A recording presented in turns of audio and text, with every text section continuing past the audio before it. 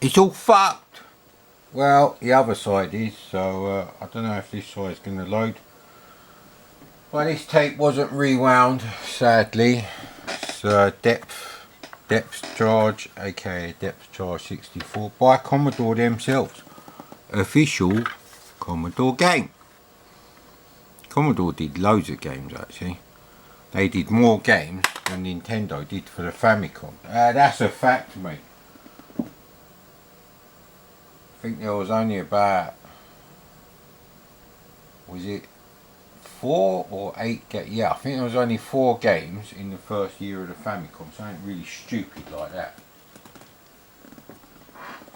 Ah, crap. Right, well, we're not playing that then. You know what, I had enough of rubbish games that you could probably write in an afternoon if you knew a bit of machine code. So, graphics done by the programmer, says it all.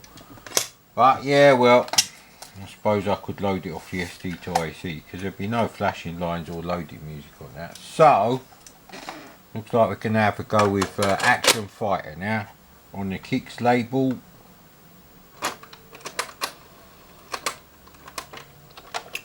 Oh crap. Actually, you just need to type new. If you type new, that should be fine. So, check this out with the old reading guffors, and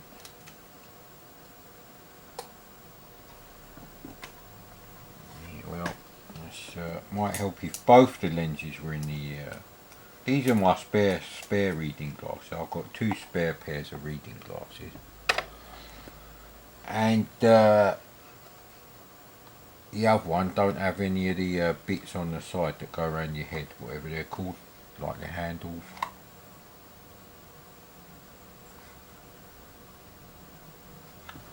Okay, I'm not liking that at all. Right, okay, you get on with it, mate. No fucking about. Right.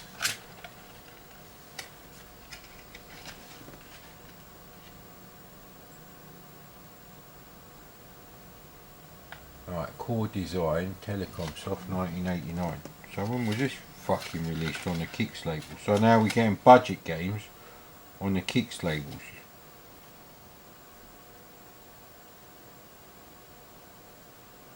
Right, so here it says copyright Microprose Software 1989, published on behalf of Firebird by Kicks. Right, so it is a budget game, done by Microprose, the simulator heavy company. Not heavy in the pants department, no, you can bet your ass. Anyway, these double reading glasses giving me a bit of a ham fringing effect here. So you've been charged with 5 highly dangerous missions to destroy the enemy's attack force. There should be enemy spelled ENEMY apostrophe S, not a plural of enemy. Combat takes place on any enemy territory. Now I can't fucking say it. On the ground and in the air. For this purpose, you'll make use of the latest top secret transforming vehicle. I'm not going to stick a clip of Transformers in there. I can't do that with a video converter, which I don't use anyway. Straight from the SD card right onto YouTube.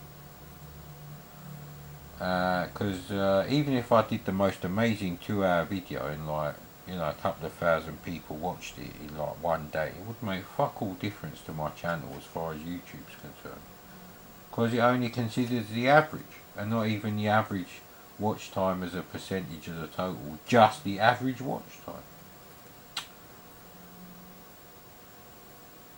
Right, you may collect 4 parts represented by A, B, C, D icons, which will change the motorcycle into a car. Alright, the icons will appear depending on the number of enemy vehicles you have destroyed. When you change into the car, Pressing the spacebar will transform you back into the motorcycle and vice versa. Changing into the jet car is done automatically after collecting the last two parts, E and F. The jet car will only change into the motorcycle when landing after completing the mission. This also results in the loss of all parts collected. We should have held on to them a bit tighter during that rough landing. Right. You must travel on the ground-based section, destroying enemy vehicles and collecting parts or icons until you take off. Once in the air, you must travel to your mission objective. Right, I think this game is actually on the NES. Published by Codemasters on the NES. Once in the air, you must travel to your mission objective. This is described at the start of each level. These targets can either be bombed or shot depending on their altitude.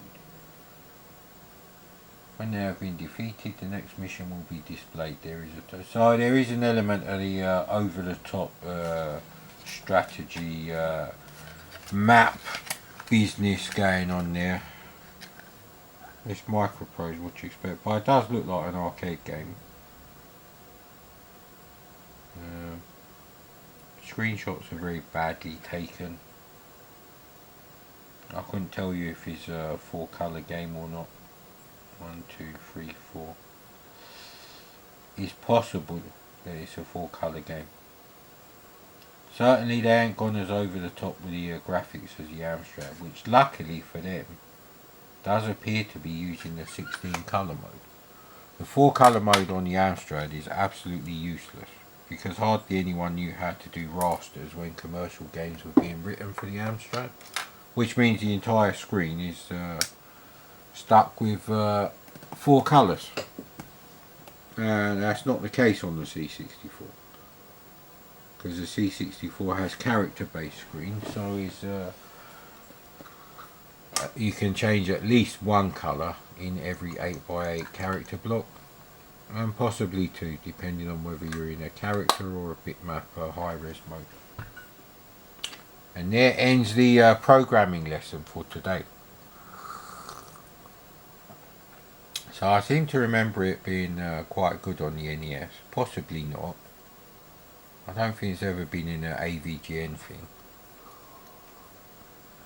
This game takes a hell of a long time to load, and I can't find my other Quickshot Turbo that isn't knackered.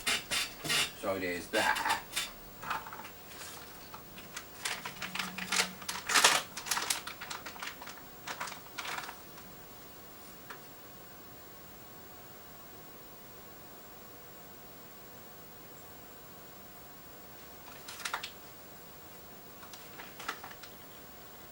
Well, the rubbish title screen has gone off, but the flashing lines have gone as well. That's no good. Ah, there they are. Good old flashing lines. I wonder if nerds, when they die, the last thing they see is flashing raster lines across their retinas. Who knows, sir?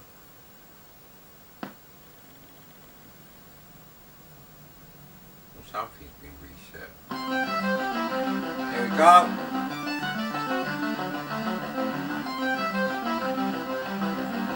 Now, of course, I forgot to charge.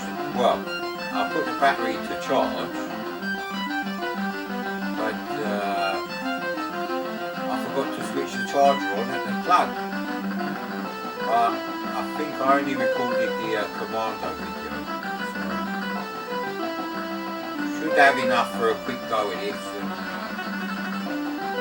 Because it's getting to the old summertime sort of late sunsets, we should be able to charge up the camera again.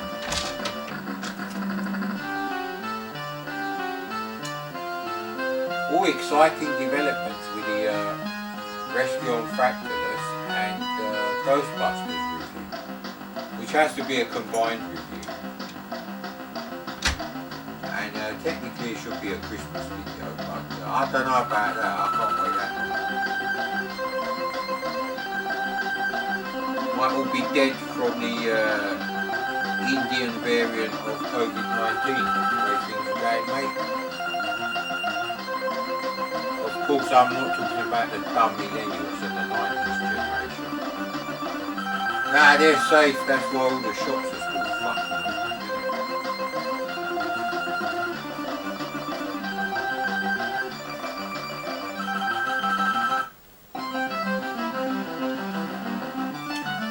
So I can review the music, do the music. No, I'm not putting in a clip from Phone Shop, mate. No, I told you there's no more Camtasia video editing. My channel will never be promoted now. Never ever be promoted. Because I did hundreds, possibly thousands of very short, under 5 minute bloody gameplay videos.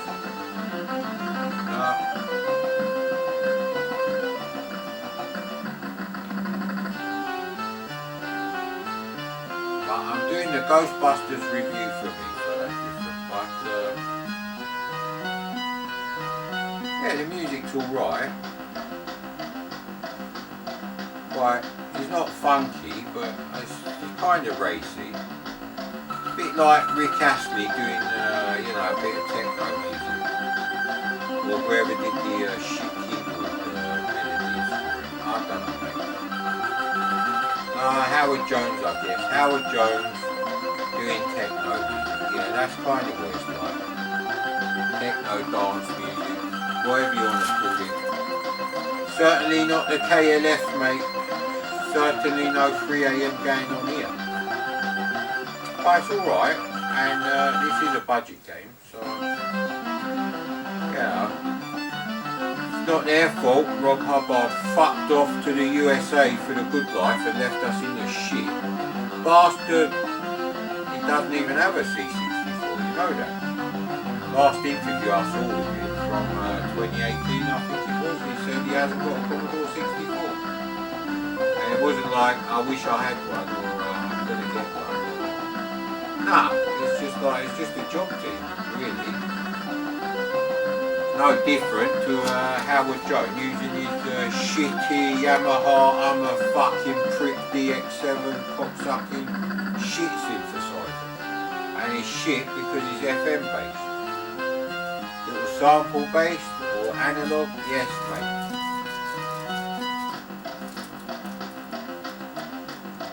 I think the lead instruments are a bit grating, however.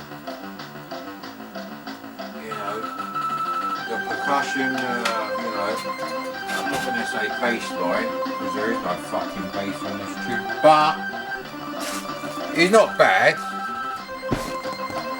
Title page is alright. I left my glasses over there, but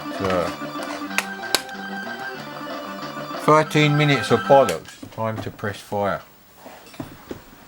Right, enter your name please.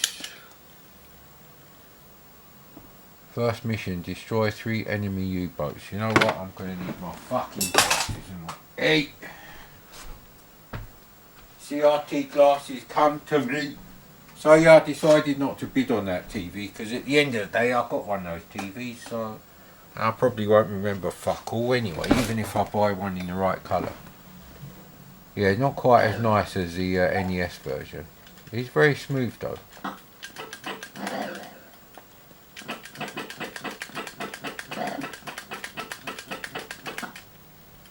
It's a very difficult game actually.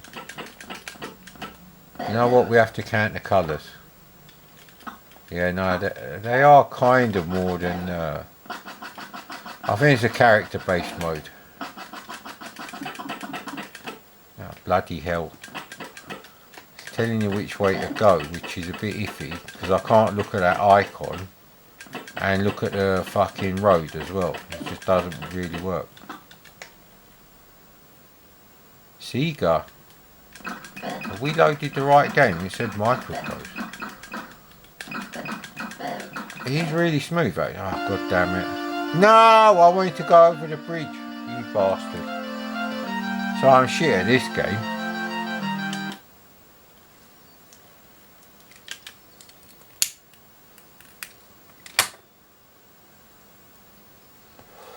Obviously James Bond would be doing this mission while smoking.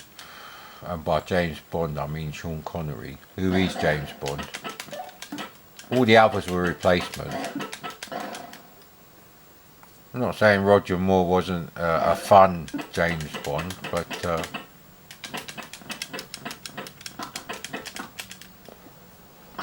damn it, it's a lot worse than bloody Spy Hunter for difficulties. Very difficult game.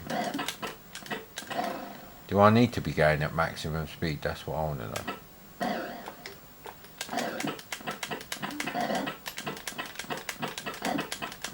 Am I supposed to shoot everything? So he comes along quite... Yeah, I'm still pressing the fire button.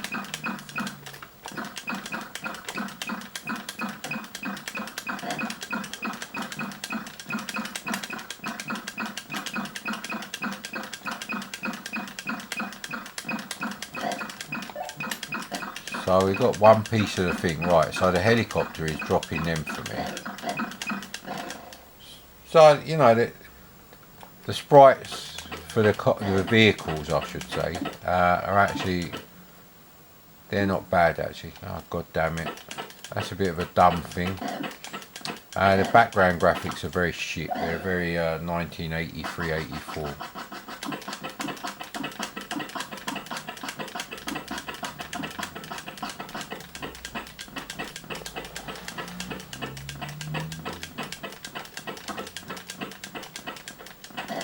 So yeah, it is like Spy Hunter really. You know what, I'd rather play Spy Hunter.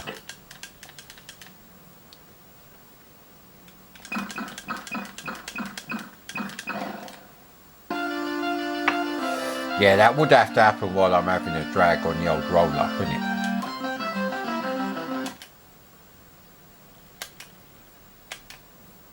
Now, I would never have had this game because I wasn't really interested in you know, the 1988 onward C64 games generally. They're just, nah, there was better games before, so what's the point? And there was better musicians before. Well, there were still some good musicians, but at the time, Hubbard leaving and doing those shitty PC ad-lib and Mega Drive tunes was, you know, I don't know if I was supposed to collect that thing in the road.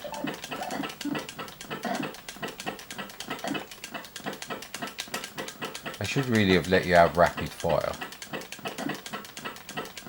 So, but their micropros don't really do arcade games. So, although the game engine is fine, apart from the shit background character mode.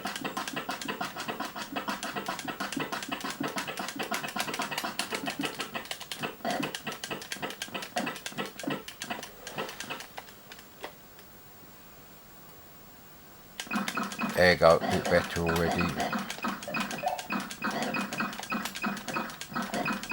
Ash and Dave did a game that was better than this actually. Right, so if you're in a car you can't do jumps. I think the Dukes of Hazzard would have something to say about that one, mate.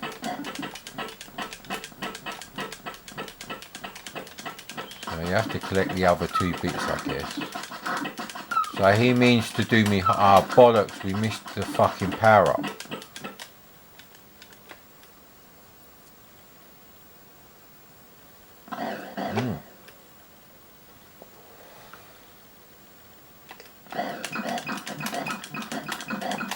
There we go.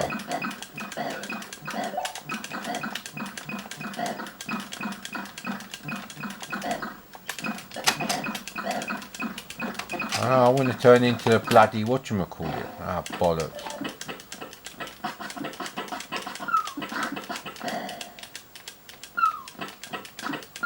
So now it turns into a Xevious clone.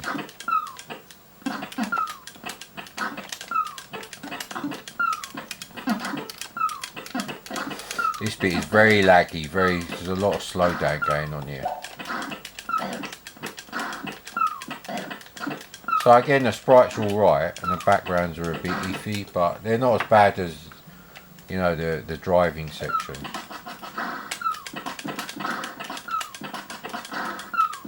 I'm looking out for those grey buttons that I'm supposed to blow up. while smoking. So doing quite well considering I'm smoking actually. That's a boat. I thought it was a bloody power up. And for some reason the screen is actually quite small. So I don't know what's going on with that. I mean, by this time every game on the C64, it's a vertical shooter. It should have had sprites in the border to do the display.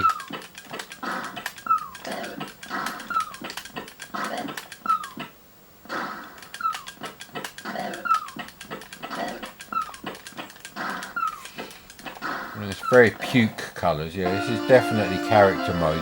Fucking blue, green and yellow. What is this? A fucking BBC Micro